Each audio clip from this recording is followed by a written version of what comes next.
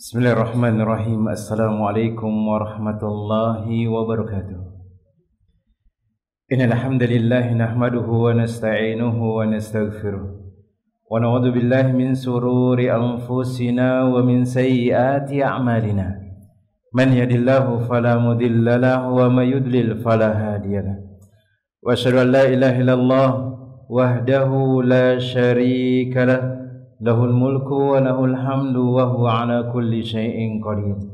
Wa asyhadu anna Muhammadan abduhu wa rasuluhu wa habibuhu wa khaliluhu salawatu rabbi wa salamuhu alaihi wa ala alihi wa ashabihi wa man ihtada bihudahu ila yaumiddin yauma la yanfa'u malun wala banun illa man atallaha biqalbin salim. Masyarul muslimin wal muslimat jemaah yang semoga dirahmati oleh Allah tabaraka wa taala, kita terus senantiasa bersyukur kepada Allah Rabbul Alamin dengan meningkatkan ketakwaan kepada Allah tabaraka wa taala, mendekatkan diri kepada Allah Rabbul Alamin dengan belajar apa yang diajarkan oleh Nabi sallallahu alaihi wasallam dan apa yang ada dan terkandung dalam Al-Quran, sehingga hati-hati kita akan menjadi hati yang salim, hati yang akan dibukakan pintu oleh Allah Tabaraka wa Ta'ala dan akan diberikan kabar gembira untuknya dalam kehidupan dunia dan akhirat ini.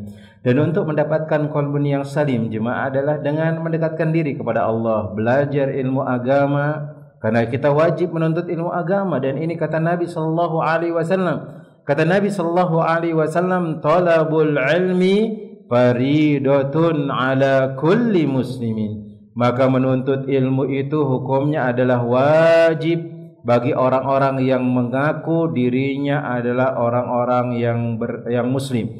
Apa yang harus dituntut? Kewajiban yang kita kerjakan tiap hari, yaitu seperti sholat kita, maka wajib kita untuk belajar tentang masalah sholat kita yang terbaik untuk Allah Tabaraka wa Ta'ala, dan yang wajib yang lainnya seperti kewajiban seorang suami untuk ditunaikan kepada istrinya, kewajiban seorang istri yang harus ditunaikan kepada suaminya. Ini adalah kewajiban yang harus dipelajari dan tidak boleh disia-siakan. Kemudian jemaah yang semoga dirahmati oleh Allah Tabaraka wa Ta'ala, dan di antara juga yang diajarkan oleh Nabi sallallahu alaihi wasallam untuk dipelajari adalah adab dan akhlak. Karena ternyata kriteria terbaiknya seseorang itu dilihat dari adab dan akhlaknya. Maka Nabi sallallahu alaihi wasallam mengatakan, akmalul mu'minina imanan ahsanuhum khuluqa. Sebaik-baik atau sesempurna seseorang yang memiliki keimanan kepada Allah adalah orang yang paling baik keimanannya, yang paling baik akhlaknya, yang paling baik adabnya. Kemudian Nabi sallallahu alaihi wasallam mengatakan, wa ahasinukum akhlaqu. Kemudian disebutkan dalam hadis yang lain, yang terbaik pula adalah ketika dia memiliki adab kepada orang-orang yang dia cintai, bahkan kepada keluarganya, maka dia adalah manusia yang akan berbahagia di kehidupan dunia dan akhirat ini. Maka jemaah yang semoga dirahmati oleh Allah Tabaraka wa Ta'ala, belajar apa yang bisa mendekatkan diri kita kepada Allah Rabbul Alamin, kemudian bisa juga untuk mengajak orang-orang mendapatkan hidayah dari Allah Rabbul Alamin adalah sesuatu yang sangat disyariatkan oleh Allah Tabaraka wa Ta'ala dan Rasulnya sallallahu alaihi wasallam. Dan semoga kita menjadi orang-orang yang terus belajar, kemudian memperbaiki tata cara kita beribadah kepada Allah Jalla Jalaluh, kemudian menjadi hamba-hamba pilihan Allah Rabbul Alamin. Jemaah yang semoga dirahmati oleh Allah Tabaraka wa Ta'ala, pada kesempatan sore hari yang berbarakah ini kita lanjutkan pelajaran dan kajian kita, yaitu membahas kitab yang dituliskan oleh Syekh Fuad bin Abdul Aziz hafizahullah ta'ala, yaitu Kitabul Adab atau kumpulan adab Islami, etika seorang muslim sehari-hari. Maka kita sudah sampai ke bab yang ke-14 dari kitab ini, yaitu halaman yang ke-327. Maka Syekh Fuad bin Abdul Aziz menyebutkan di sini bab yang ke-14 adalah adab-adab menjenguk orang sakit. Karena disebutkan oleh Nabi sallallahu alaihi wasallam dan disebutkan oleh para ulama, kita itu hidup enggak bisa sendirian, jemaah. Kita membutuhkan orang lain. Ketika kita butuh makan, kita pergi beri beras ke orang lain. Ini kita butuh kepada orang lain. Maka ini yang diajarkan oleh Nabi SAW. Kemudian kita diajarkan saling bersaudara. Apa kata Nabi SAW? Al-muslim alal muslim kal bunyan yashuddu ba'duhum ba'da. Maka seorang muslim dengan muslim yang lainnya itu seperti bangunan yang dia saling menopang yang satu dengan yang satunya. Ini yang diajarkan oleh Nabi sallallahu alaihi wasallam. Bahkan hak seorang muslim itu idza marida fa'utuhu, kata Nabi SAW.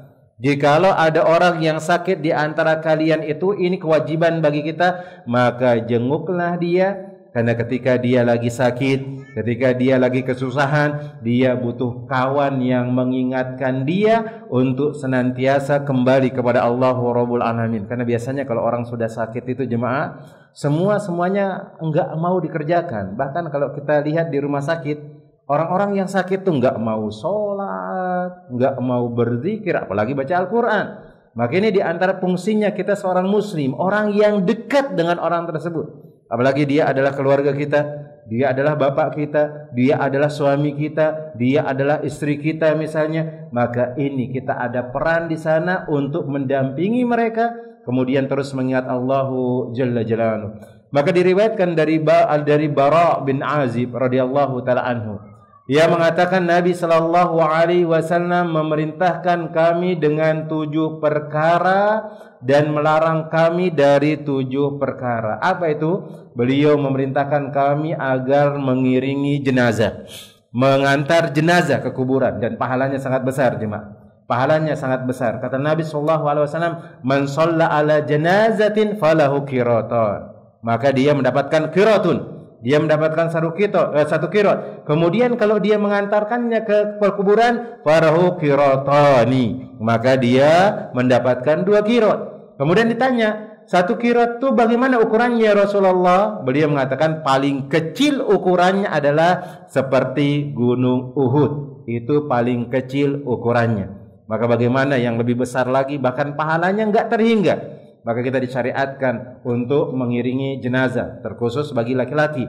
Adapun bagi perempuan, maka tidak boleh sering-sering, karena ada hati yang sangat lemah di sana. Karena perempuan itu penuh dengan perasaan, melihat orang bersedih, dia akan terenyuh, dia akan menangis, dia akan merasakan gimana sakitnya hal tersebut. Maka ini dikhawatirkan dia akan meratap dan yang lainnya. Maka silakan boleh untuk berkunjung, untuk mengantarkan, tetapi dengan syarat jangan sering-sering. Karena dikhawatirkan akan terjadi ada ratapan di sana dan itu akan menyiksa orang yang meninggal dunia. Kata Nabi sallallahu alaihi wasallam, "Innal maita la yu'adziba bi bukai ahlihi alaihi." Sesungguhnya mayit yang ada di kuburan tersebut bisa diadab oleh Allah tabaraka wa taala gara-gara tangisan kita yang tidak ridho, yang berlebihan, sehingga dia disiksa oleh Allah Jalla Jalaluhu. Maka yang pertama yang diajarkan oleh Nabi sallallahu alaihi wasallam adalah mengiringi jenazah. Kemudian yang kedua adalah iyadatul marid, mengunjungi orang yang sakit. Dan ini diantara hikmahnya apa jemaah? Ketika kita melihat ada orang yang lebih susah daripada kita yang sakit, maka kita akan menikmati dan mensyukuri nikmat kesehatan tersebut. Maka Nabi sallallahu alaihi wasallam mengajarkan kita di antara cara untuk menikmati dan mensyukuri nikmat dari Allah tabaraka wa taala adalah unzuru ila man huwa asfala minkum. Maka lihatlah orang-orang yang di bawah kalian. Alhamdulillah kita sehat, walaupun mungkin hari ini duit belanja kurang. Coba sesekali ke rumah sakit di sana tuh. Walaupun ada orang banyak duitnya nggak mau makan, kemudian nggak bisa gerak, kita alhamdulillah bisa gerak. Kita bisa berbakti kepada suami kita, kita bisa memberikan kewajiban kepada istri kita, bisa mendidik anak kita. Kita masih sholat dengan sempurna. Yang bahkan Nabi SAW mengatakan, sholat orang yang berdiri itu lebih sempurna daripada sholat orang yang duduk, dan dia dapat setengah. Ini keutamaannya. Maka kunjungi orang-orang yang sakit sehingga kita tahu nikmat bagaimana sehat tersebut jemaah. Kemudian yang ketiga, beliau mengatakan adalah memenuhi undangan. Wa idza da'aka fa'ajib. Kalau ada yang ngundang engkau, datang. Kalau ada yang undang, datang. Tapi dengan syarat tidak ada hal-hal yang diharamkan di tempat tersebut. Kemudian yang lainnya adalah yang keempat, menolong orang yang dizalimi. Dan ini di antara pahala yang sangat besar. Kata Nabi SAW, orang yang menolong orang yang menzalimi dan dizalimi, itu pahalanya sangat besar. Menolong orang yang menzalimi bagaimana caranya? Jangan sampai dia melakukan perbuatan yang haram tersebut. Menolong orang yang menzalimi dengan membantu dia dan yang lainnya. Ini dia. Dan ingat, hati-hati jangan sampai menzalimi orang lain. Dosanya besar, jemaah. Di antaranya kata Nabi SAW, inna zulma zulumatun yaumul qiyamah. Sesungguhnya kezaliman itu adalah kezaliman pada hari kiamat. Kita sudah bawa pahala banyak, pahala sholat kita bawa, pahala duduk di majlis taklim, pahala berbakti kepada orang tua, tapi gara-gara kita zalim itu pahala diambil kemudian diberikan kepada orang yang kita zalimi. Kemudian yang berikutnya adalah benar dalam bersumpah. Ini kalau bersumpah itu betul-betul, jangan sampai kita berdusta. Kadang-kadang ini sering terjadi kalau orang lagi jualan nih. Lagi jualan supaya jualannya laris. Sedikit-dikit dia demi Allah, ini barang dari barang impor ini. Oh, ini barang ini barang ini. Kemudian dia mengatakan dijamin 100%, nggak ada cacatnya. Ternyata tahu-tahu ada cacatnya. Maka ini adalah perbuatan yang haram. Maka setiap kali kalau dia hendak bersumpah, bersumpahlah dengan sesuatu yang benar, bersumpahlah dengan sesuatu yang diajarkan oleh Nabi Shallallahu Alaihi Wasallam. Kemudian yang berikutnya adalah menjawab salam, jemaah. Menjawab salam, dan hukum menjawab salam ini adalah wajib. Adapun menyebarkan salam hukumnya adalah sunnah. Dan ini pernah kita sebutkan, kalau kita lagi duduk-duduk misalnya di majlis taklim, di perkumpulan, ada orang lewat nih, assalamualaikum, maka dijawab satu orang itu sudah cukup. Tapi semua orang itu lebih bagus. Apa sih keutamaan salam itu? Karena di dalam itu ada saling mendoakan. Semoga engkau selamat, sejahtera, keridhaan, keberkahan untukmu dari Allah Subhanahu Wa Taala. Itu doa, masya Allah. Ini di antara tahiyatul Islam. Saling ucapan penghormatan dalam agama Islam itu mendoakan kebaikan yang tidak ada pada agama-agama yang lainnya. Kemudian yang berikutnya, menjawab orang yang bersin. Tapi dengan syarat orang bersinnya mengatakan alhamdulillah. Kata Nabi SAW mengatakan, man a'tasa fahamidallah.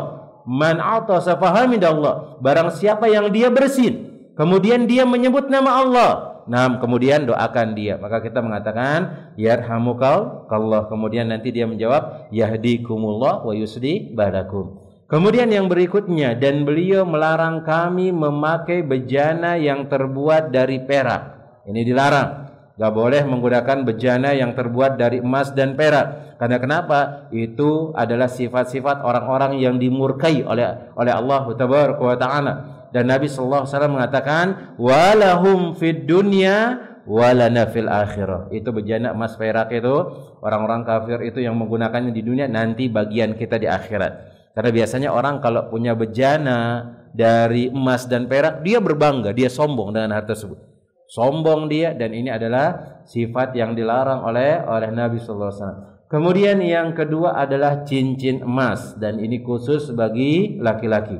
Apa kata Nabi sallallahu alaihi wasallam? Khatamu dhahabin haramun 'alar rijal. Cincin emas itu haram bagi laki-laki, maka enggak boleh dia pakai. Apapun jenisnya, yang penting dia emas. Mau dia emas kuning, mau dia emas putih misalnya, maka itu dilarang oleh Nabi SAW. Kalau perempuan dibolehkan. Kalau perempuan dibolehkan untuk dia tazayyun, yaitu berhias. Karena biasanya perempuan ini kayak seperti kurang terus. Kalau enggak ada itu enggak indah rupanya. Karena memang ya sifatnya seperti itu. Karena memang perempuan ini perhiasan. Kalau tambahkan perhiasan lagi, tambah indah dia.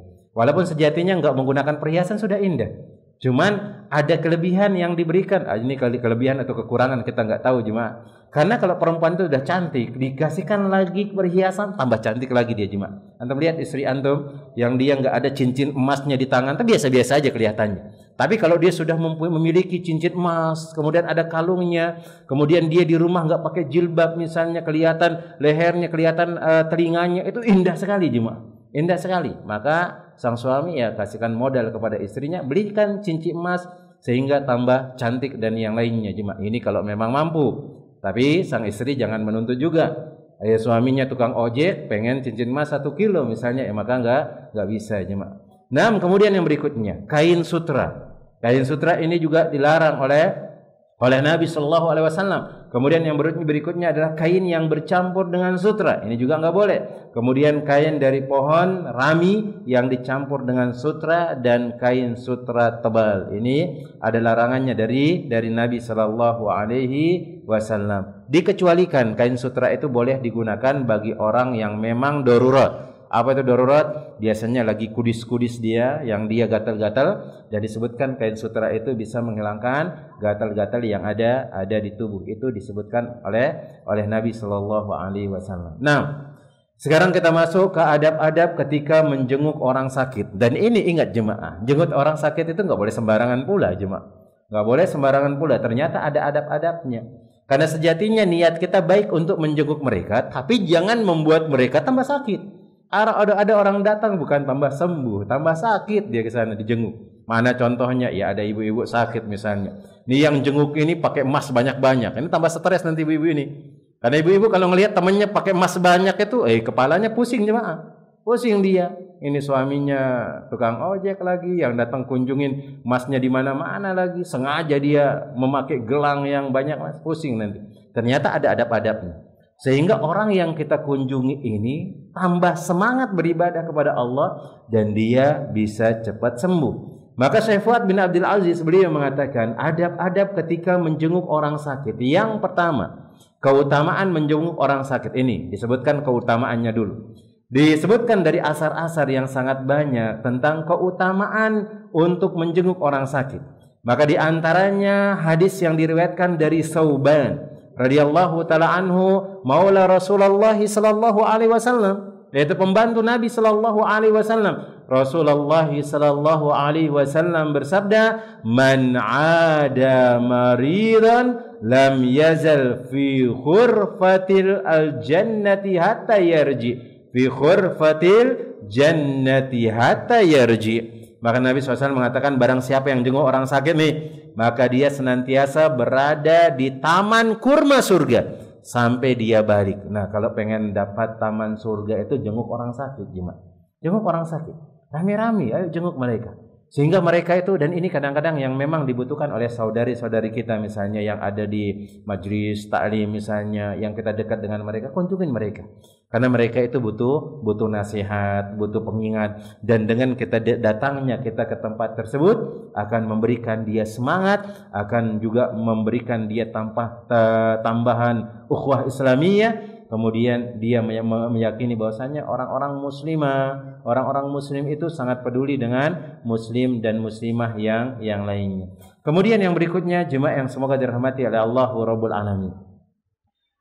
Dan dari Jabir bin Abdullah radhiyallahu taala anhuma bahwasanya ia berkata, aku mendengar Nabi sallallahu alaihi wasallam bersabda, barang siapa yang mengunjungi orang yang sakit, niscaya ia berada dalam naungan rahmat Allah apabila dia tetap duduk di dalamnya. Ini ada rahmatnya. Mengunjungi orang sakit ada rahmatnya jemaah dari Allah Tabaraka wa taala. Kemudian beliau pun mengatakan dalam lafaz yang lainnya disebutkan, barang siapa yang mengunjungi orang sakit, niscaya ia memperoleh rahmat apabila ia duduk di sampingnya, maka ia tetap dalam rahmat tersebut, dan apabila dia keluar dari orang sakit, maka ia terus diliputi rahmat hingga ia kembali ke rumahnya. Itu penuh dengan keberkahan di sana. Rahmat Allah itu yang kita harapkan jemaah. Maka kunjungin orang sakit, duduk di majlis taklim juga ada rahmatnya jemaah. Sebagaimana Nabi SAW mengatakan, lawi jtama'a qaumun fi baiti min buyutillah yatluna kitab Allah wa yatadarasuna fima bainahum illa nazalat alaihimus sakinah wa ghasyiyatuhum rahmah. Maka rahmat akan meliputi kita. Dan pada waktu tersebut diajarkan banyak-banyak doa jemaah. Disebutkan banyak-banyak doa. Lagi kunjungin orang sakit itu banyak-banyak doa jemaah. Doa mudah-mudahan dia sembuh, doa mudah-mudahan kita dijaga kesembuhan kita atau kesehatan kita oleh Allah Tabaraka wa taala. Kalau kita sakit disembuhkan, rezeki kita dilancarkan dan yang lainnya. Kemudian jemaah yang semoga dirahmati oleh Allah Tabaraka wa taala. Dan dari Abu Hurairah radhiyallahu taala anhu, ia mengatakan Rasulullah sallallahu alaihi wasallam bersabda, sesungguhnya Allah Subhanahu wa taala berfirman di hari kiamat. Apa kata Allah tabaraka wa taala? Wahai anak Adam, aku sakit dan kalian tidak menjengukku. Anak Adam berkata, ya Rabb, bagaimana kami menjengukmu sedangkan engkau adalah Rabb semesta alam? Maka Allah Subhanahu wa taala mengatakan, tidaklah engkau tahu bahwasanya hambaku fulan sakit dan engkau tidak menjenguknya. Ini dia. Ternyata ketika kita menjenguk orang sakit itu sama seperti kita akan mendatangkan rahmat dan perhatian dari Allah tabaraka wa taala. Kemudian disebutkan, tidaklah engkau tahu kalau saja engkau mengunjunginya niscaya engkau akan mendapatiku berada di sisinya, yaitu rahmat Allah tabaraka wa taala. Dan hadis ini adalah hadis yang sahih yang diriwayatkan oleh Imam Muslim. Kemudian dan lafaz hadis ini milik Imam Muslim dan disebutkan juga dari Imam Ahmad rahimahumullahu taala. Nah, kemudian yang berikutnya lagi dari Ali radhiyallahu taala anhu. Ia berkata, aku mendengar Nabi sallallahu alaihi wasallam bersabda, barang siapa yang mendatangi saudaranya yang muslim untuk menjenguknya, dia sakit, maka ia berjalan di kebun surga hingga ia duduk. Dan apabila dia duduk, niscaya rahmat Allah akan meliputinya. Dan apabila ia menjenguk di waktu pagi, niscaya 70 malaikat akan mendoakannya hingga sore hari. Dan apabila dia menjenguk di sore hari, maka 70 malaikat akan mendoakannya hingga pagi. Ini keutamaan yang besar, jemaah. Kapan kita bisa didoakan oleh malaikat? Ini jarang-jarang, jemaah. Jarang-jarang kita mengerjakan perbuatan ini, enggak ada didoakan oleh malaikat. Ternyata ngunjungin orang sakit itu bisa mendapatkan doa dari malaikat, dan doa malaikat itu adalah mustajab. Setelah menyebutkan hadis-hadis yang sahih tentang keutamaan mengunjungi orang sakit dan pahala dari kunjungan tersebut, maka hal ini tidak pantas untuk diremehkan. Bahkan harus segera diamalkan dan selalu mengamalkannya. Apalagi kalau yang sakit itu adalah orang tua kita, jemaah. Kemudian rumahnya enggak terlalu jauh, kemudian enggak menghabiskan banyak biaya, maka kunjungin dia. Maka kunjungi, maka di sana kita ada pahala mengunjungi orang, pahala menyambung tali silaturahmi, pahala juga berbuat bakti kepada orang tua kita tersebut. Sehingga Rabbul Alamin yang maha pemurah lagi maha penyayang mendapatkan kita akan mendapatkan rahmat darinya. Dan dalam mengunjungi orang sakit terkandung beberapa manfaat yang lain selain apa yang telah disebutkan. Di antaranya adalah membersihkan hati orang yang sakit, kemudian memeriksa kebutuhannya. Karena memang orang sakit ini kita katakan tadi sangat butuh sekali, jemaah. Butuh perhatian kita, jemaah, karena dia lagi lemah sekali. Kemudian dia butuh nasihat dan yang lainnya. Kemudian mengambil nasihat dan pelajaran yang ada dari musibah yang menimpanya. Maka kita bersyukur ketika kita lihat ada orang sakit, ya kita bersyukur kita masih sehat, doakan dia kesembuhan, kemudian kita akan menikmati waktu sehat tersebut untuk mendekatkan diri kepada Allah tabaraka wa taala sebelum itu dicabut oleh Allah tabaraka wa taala. Demikian yang dikatakan oleh Ibnul Az-Zawji. Nah, Ibnu Jauzi rahimahullahu taala. Kemudian yang berikutnya, jemaah. Yang berikutnya di antara adab-adab menjenguk orang sakit. Yang kedua, kata Syekh Fuad bin Abdul Aziz, mengunjungi anak kecil yang sakit. Ketika anak kecil sakit, maka hendaknya ia dikunjungi sebagaimana orang dewasa. Karena mengunjungi anak kecil yang sakit mengandung beberapa perkara sebagaimana mengunjungi orang dewasa. Berupa doa bagi orang yang sakit, meringankan sakitnya, meruqyahnya dengan ruqyah syar'iyyah, dan orang yang berkunjung akan mendapatkan pahala. Maka diriwayatkan dari Usamah bin Zaid radhiyallahu taala anhu jemaah, ia mengatakan bahwa salah satu anak perempuan Nabi sallallahu alaihi wasallam mengutus seorang kepada beliau, kepada Nabi SAW. Dan ketika itu perawi tengah bersama Nabi SAW, Sa'ad bin Ubay, yang mana kami mengira bahwa anak perempuanku akan menjumpai ajalnya. Maka mari kita melihatnya. Maka Nabi SAW menyampaikan salam kepadanya dan bersabda, inna lillahi ma akhadha wa lahu ma a'ta wa kullun syai'in 'indahu bi ajalin musamma falyastahib wal yasbir. Maka sesungguhnya milik Allah apa yang dia ambil dan apa yang dia berikan, dan setiap sesuatu telah ditetapkan waktunya oleh Allah Tabaraka wa Ta'ala, ajalnya, maka hendaknya engkau mengharapkan pahala dan bersabar. Namun anak perempuan beliau kembali mengirim utusan sampai mengucapkan sumpah atas beliau, maka Nabi SAW bangkit dan kami pun bangkit. Setelah tiba di tempatnya, anak itu diangkat ke pangkuan Nabi SAW dalam keadaan nafas yang tersengal-sengal. Kemudian kedua matanya pun berlinang, yaitu air mata Nabi SAW melihat anak tersebut. Kemudian saat pun berkata kepada beliau, air mata apa ini wahai Rasulullah SAW? Maka beliau mengatakan, hadhihi rahmatun wada'aha Allahu fi qulubi man syaa min ibadihi wa la yarhamullahu min ibadihi illa ruhama. Ini adalah rahmat yang Allah tempatkan di hati orang-orang yang Allah kehendaki dari hamba-hambanya, dan Allah tidak akan menyayangi hamba-hambanya kecuali mereka yang penyayang. Maka kita harus saling menyayangi kepada anak-anak kita dan yang lainnya, karena itu akan mendapatkan kasih sayang dari Allah Rabbul Alamin. Bahkan kalau memang ada kebutuhan ketika kita mendatangi anak-anak orang-orang Yahudi misalnya, orang-orang di luar dari agama Islam, apalagi dia adalah keluarga kita, ada yang masih Yahudi misalnya, ada yang masih Nasrani misalnya, kemudian dia ada sakit keluarganya, maka boleh dijenguk. Ini kita tunjukkan bagaimana adab yang diajarkan oleh Nabi SAW. Mungkin dengan hal tersebut dia mendapatkan hidayah dan kita akan mendapatkan keutamaan yang sangat besar, yang mana Nabi SAW mengatakan kepada Ali radhiyallahu taala an, beliau mengatakan, ya Ali, ayyahdiyallahu bika rajulan wahidan khairul laka min humurin na'am. Wahai Ali, Allah memberikan hidayah kepada seseorang melalui perantaramu, dikunjungin misalnya dia sakit, kemudian diberikan dia nasihat, diberikan dia mungkin apa yang dia butuhkan, kemudian dia dapat hidayah, maka itu pahalanya lebih baik daripada harga atau daripada harta yang paling mahal di muka bumi ini. Maka itu yang kita harapkan, walaupun dia di luar dari agama Islam, dia masih Nasrani misalnya dan yang lainnya, maka tunjukkan adab orang muslim itu seperti ini loh.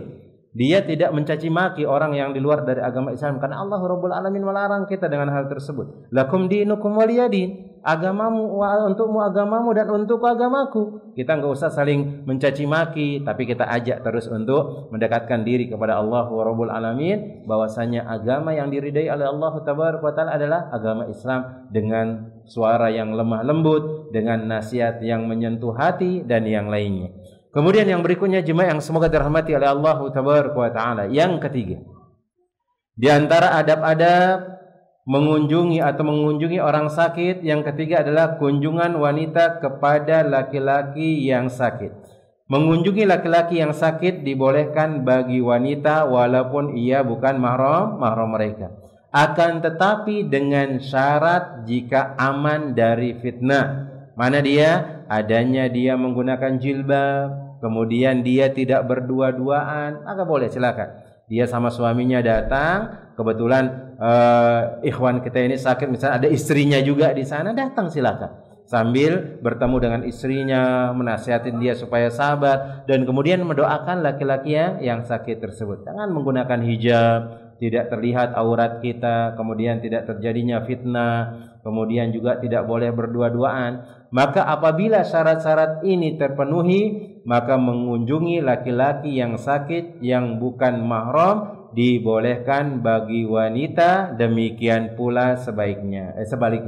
Maka laki-laki juga boleh mengunjungi perempuan yang bukan mahramnya dengan syarat mungkin tidak melihat aurat yang sakit seperti itu, yang sakit atau mungkin di balik hijab misalnya. Karena walaupun hanya sekedar mendengar suara kita jemaah, orang yang sakit itu akan merasa berbahagia dia. Oh masya Allah, ini ana dikunjungin sama Ustadz Fulan bin Fulan misalnya, rame-rame untuk berikan ana nasihat, ketemu sama suami ana, maka boleh. Di belakang hijab misalnya tidak kelihatan, karena biasanya kalau orang sakit tuh ya, kalau perempuan ya kelihatan auratnya. Kadang cuman pakai ala kadar, pakai baju ala kadarnya, nggak pakai jilbab, karena kan sumpah kadang-kadang. Kemudian akan menyusahkan dia juga. Kemudian ketika tangannya juga diimpus juga, kadang yang di bagian lengannya, akhirnya tersingkap juga auratnya, kemudian kelihatan betisnya dan yang lainnya, maka di belakang hijab pun itu dibolehkan jemaah.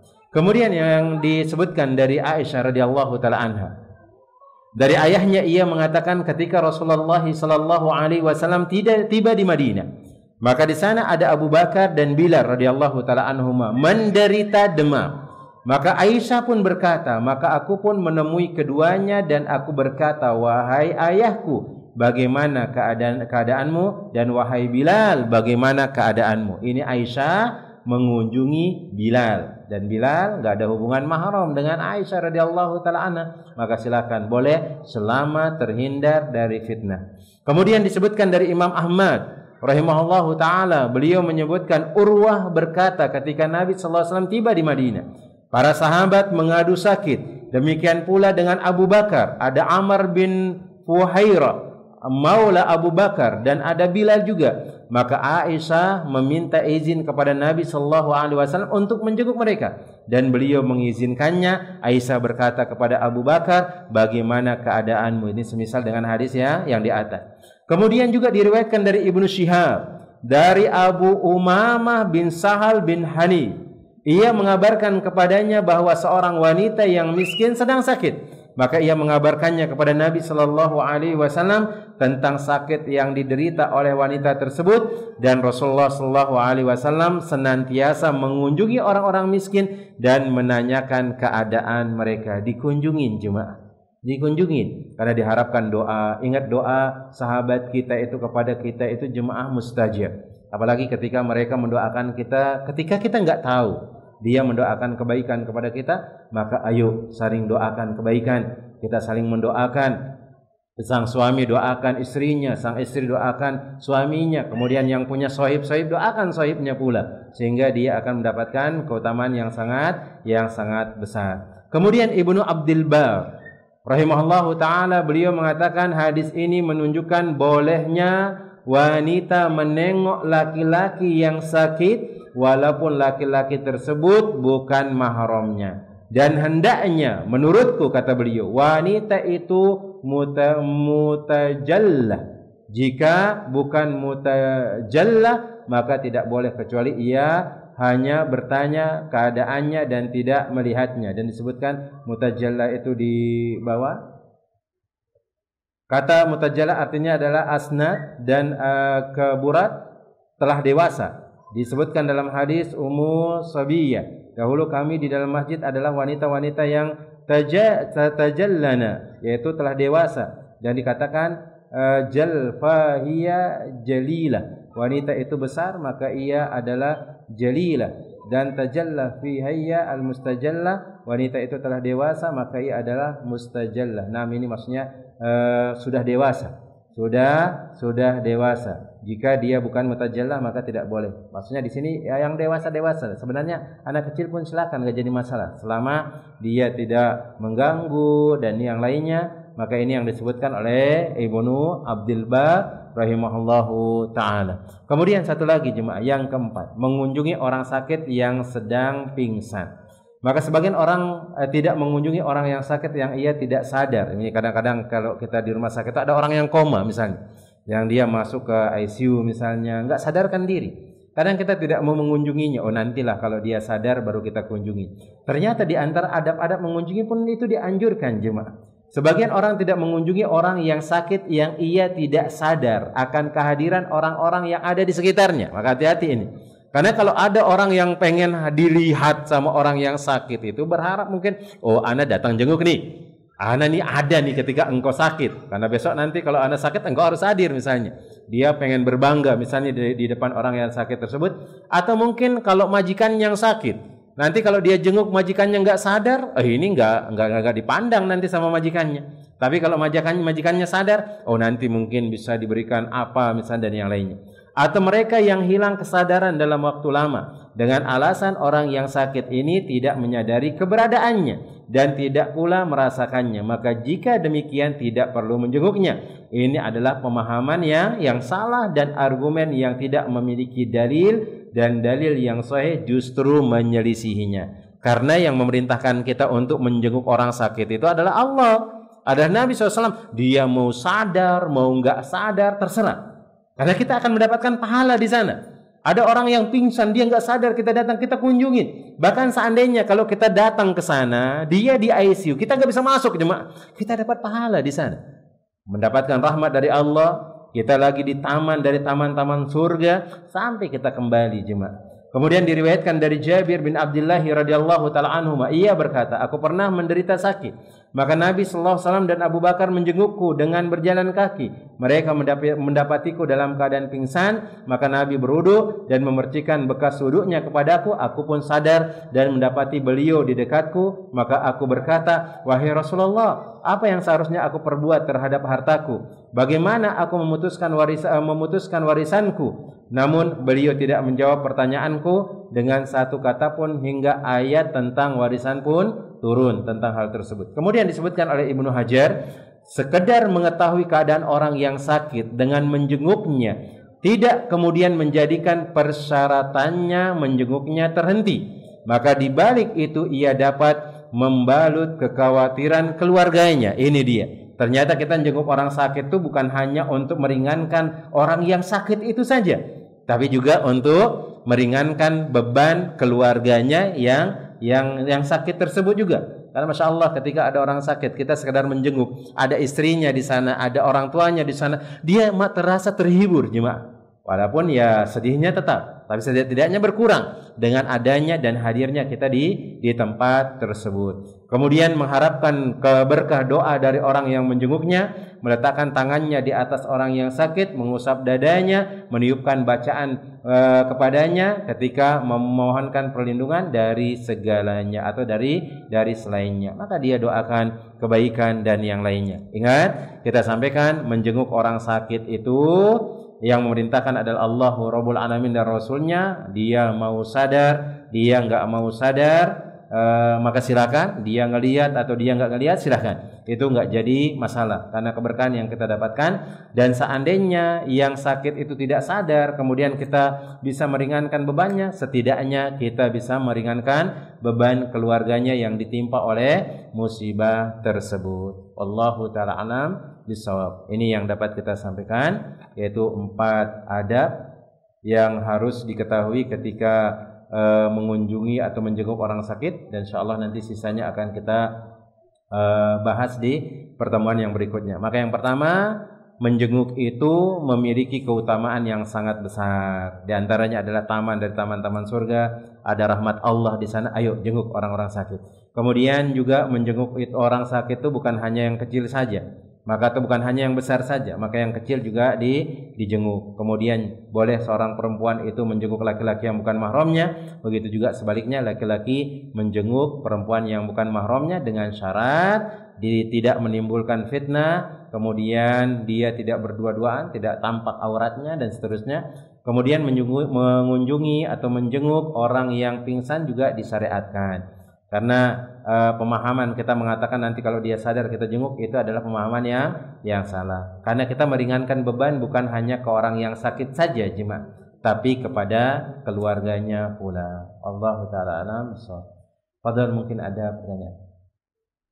Sini ada pertanyaan. Bismillah, bolehkah kita tidak mengunjungi orang yang sakit karena orang tersebut kerap merendahkan, menyindir kita karena perbedaan status sosial? Orang tersebut lebih kaya, tetapi kita tetap mendoakannya kesembuhan dan kebaikan tanpa setahu dia. Jazakallahu khairan. Nah, menjenguk itu disyariatkan, jemaah. Mau dia merendahkan kita, mau dia orang besar, orang kaya atau orang miskin, tetap dijenguk. Adapun nanti kalau dia nyindir, balas sindirannya itu dengan kata-kata yang baik, doakan kebaikan dan yang lainnya. Dan kita mengharapkan pujian dari Allah, jemaah. Jangan harapkan pujian dari orang lain. Kita miskin, tiba-tiba kita jenguk, kita nggak bawa apa-apa. Kemudian dia mengatakan, ya ini miskin, datang jenguk nggak bawa apa-apa juga. maka doakan dia, mudah-mudahan dia dapat hidayah, mudah-mudahan dia dapat keberkahan. Tetap syariat menjenguk orang itu tetap disyariatkan. Mau dia menghina kita atau enggak. Nah, tetap disyariatkan untuk menjenguk mereka sekemampuan kita. Sekedar hadir sebentar lah, misalnya nengok dia sebentar, walaupun enggak masuk misalnya ke dalam, karena ada yang mewakili masuk ke dalam misalnya, sudah, kemudian doakan dia. Karena kita harapkan itu adalah rahmat dari Allah, kemudian taman dari taman-taman surga yang dijanjikan oleh Allah Tabaraka wa taala. Naam, Allah taala alam. Kemudian doakan dia kebaikan, doa kesembuhan juga jemaah. Di samping dari doa kesembuhan itu, doa supaya dia dapat hidayah, supaya dia kayanya jangan sombong, karena enggak selamanya dia akan membawa kekayaannya tersebut. Besok bisa jadi dia mati, besok bisa jadi dia miskin, ada terjadi musibah, hartanya habis dan yang lainnya. Maka diantara mendoakan kesembuhan kepada orang tersebut, doakan supaya dia dapat hidayah dan sadar. Nah, sehingga dia senantiasa melakukan ibadah kepada Allah Tabaraka wa taala. Nah, Allah taala alam. Ada yang lain? Tafadhol. Waalaikumsalam warahmatullahi.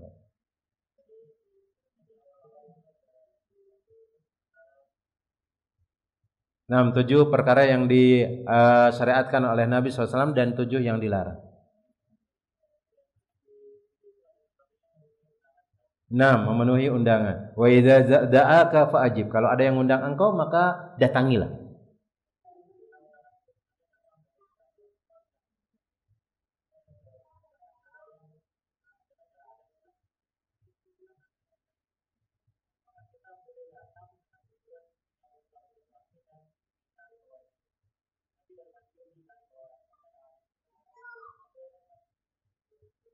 Nah, di sini ada pertanyaan. Kan mengunjungi orang ketika ada orang memenuhi undangan, ketika ada orang mengundang kita adalah kewajiban yang diajarkan oleh Nabi SAW. Wa idza da'aka fa'ajib, di sana menggunakan fa'amr. Dalam kaidah usul fikih, fa'amr itu perintah itu, maka hukumnya adalah wajib. Al-amru hukmu al-wajib, al-amru wujub. Perintah itu adalah kewajiban. Nah, ternyata yang mengundang kita ini adalah keluarga kita, kemudian dia mengadakan acara-acara yang tidak ada syariatnya dari ajaran Nabi Shallallahu Alaihi Wasallam. Apakah boleh kita datang, Ustadz, ke acara tersebut? Nah, untuk mengingkari mereka, misalnya, atau untuk menasihati mereka, kita katakan kalau antum datang ke sana, kemudian bisa untuk merubah, maka silahkan. Bisa merubah, maka silahkan datang ke sana. Tapi kalau enggak bisa ngerubah, ternyata kemaksiatannya pun tambah besar, dilihat antum, oh ini yang enggak membolehkan, ayo tambah rame lagi, tambah membuat antum sakit hati misalnya, maka jangan datang pas hari itu. Datang di hari berikutnya misalnya atau sebelumnya, kemudian antum sampaikan hal tersebut itu tidak boleh. Maka dibolehkan datang ke sana. Hukum mengunjungi atau menerima undangan itu ada beberapa hukum cuma. Ada yang mengatakan wajib, ada yang mengatakan sunnah. Di antara yang wajib itu kalau memang kita dijapri langsung, bukan di grup. Ini ada yang japri kita keluarga datang, maka wajib ke sana. Dengan syarat tidak ada keharaman. Dan wajib juga antum datang di sana kalau bisa membuat mungkin tempat tersebut agak kurang maksiatnya. Misal ada acara biduan-biduan di sana, tapi kalau antum datang biduannya di stop dulu, nggak ada yang joget-joget. Walaupun pas antum pulang dia mulai lagi, tapi di sana berkurang. Ada joget-joget, bajunya seksi misalnya, yang hadir pakai jilbab semua, yang hadir pakai peci hitam semua, tapi joget-joget jemaah. Kan ini merusak sekali. Bodinya kelihatan, bahkan nanti akan membuat orang berzina misalnya, dan ada aurat yang tidak jelas di sana, atau mungkin ada khomer juga di sana. Tapi tiba-tiba antum datang, khomernya disingkirkan, kemudian biduannya disuruh berhenti misalnya, enggak joget-joget lagi mereka, maka boleh datang ke sana. Bahkan disebutkan wajib hukumnya datang ke sana. Kalau memang antum berpikiran seperti itu. Tapi ternyata antum kesana enggak kesana sama saja, ya sudah, enggak usah kesana. Karena kita untuk menjaga diri kita supaya tidak jatuh ke dalam perbuatan yang haram tersebut. Apalagi ada khomer di mana-mana berkeliaran misalnya. Ada khomer apalah namanya di sana, di atas meja-meja. Antum makan nanti di atas meja tersebut ada khomer. Kan antum ridho dengan hal tersebut. Antum ridho, maka tidak usah datang. Kemudian menasihati itu enggak mesti pas waktu acara. Sebelum acara antum nasihati. Sebelum acara antum nasihat, oh ini acara ini nggak boleh. Dengan kata-kata yang santun, kemudian antum berikan mereka logika yang bagus. Jangan teriak-teriak. Walaupun antum mau menggunakan dalil dari Al-Quran dan Sunnah Nabi, kadang nggak diterima hal tersebut. Karena kenapa? Kita emosi memberikan orang nasihat. Kalau memberikan orang nasihat itu, kata para ulama, adalah dari hati ke hati. Karena nasihat hati itu akan diterima oleh hati dengan lemah lembut. Kalau memang kita disanggah, ya sabar. Ya sabar, kemudian sampaikan ini dan insya Allah lambat laun dia akan paham dengan hal tersebut. Dan ana terapkan di keluarga ana dan mereka pun sadar jemaah. Ada keluarga jauh, diantaranya adalah ibu susuan ana jemaah, kemudian ada yang lainnya. Awalnya mereka sering melakukan acara-acara apa, karena sering ana datang kunjungin, kemudian kasih tahu ini nggak boleh, lama-lama berubah. Kemudian mikir juga, oh ternyata melakukan ini kita ngutang pula. Ini utang kita kemarin belum kebayaran, sekarang gara-gara ngutang lagi. Siapa yang bantuin kita untuk bayar utang? Nggak ada. Maka yang diharapkan duit-duit yang nanti ada yang ngasih itu nggak cukup dengan apa yang dia lakukan dari acara-acara tersebut. Malah membuat dia tambah pusing dan yang lainnya. Kita nasihatin dengan bagus, nasihatin dengan yang terbaik. Kalau dia nolak, ya sudah, mau gimana lagi? Kita nggak ada daya dan upaya dengan hal tersebut, tapi kita punya hidayatul irsyad, tunjukin saja ini kebaikan, ini keburukan, sembari mendoakan dia mudah-mudahan mendapatkan keberkahan dari Allah Tabaraka wa Ta'ala dan mengikuti apa yang diajarkan oleh Nabi Sallallahu Alaihi Wasallam. Wallahu ta'ala alam. Ada yang lain jemaah? Kalau nggak ada kita cukupkan. Nah, jemaah yang semoga dirahmati oleh Allah Tabaraka wa Ta'ala, kaum muslimin dan muslimat yang semoga dirahmati oleh Allah Rabbul Alamin. Mungkin ini yang dapat kita pelajari atau kita dapatkan atau sampaikan pada kesempatan sore hari yang berbarokah ini. Semoga Allah Tabaraka wa Ta'ala terus memudahkan kita semua urusan kita jemaah, urusan dunia, urusan akhirat, urusan sama suami kita, urusan sama istri kita, sama anak-anak kita dijaga oleh Allah Tabaraka wa Ta'ala, diberikan keberkahan, diberikan kemudahan sampai kita meninggal dunia dan berkumpul di sisi Allah Tabaraka wa Ta'ala di dalam surganya. Kemudian kita kerjakan apa yang bisa kita kerjakan dari adab menjenguk orang-orang yang sakit, silahkan kita jenguk sebisa kita, kemudian kita bantu sekemampuan kita karena ada keberkahan di sana. Kita cukupkan dengan doa kafaratul majlis. Subhanakallahumma wa bihamdika asyhadu an la ilaha illa anta astaghfiruka wa atubu ilaik. Assalamualaikum warahmatullahi wabarakatuh.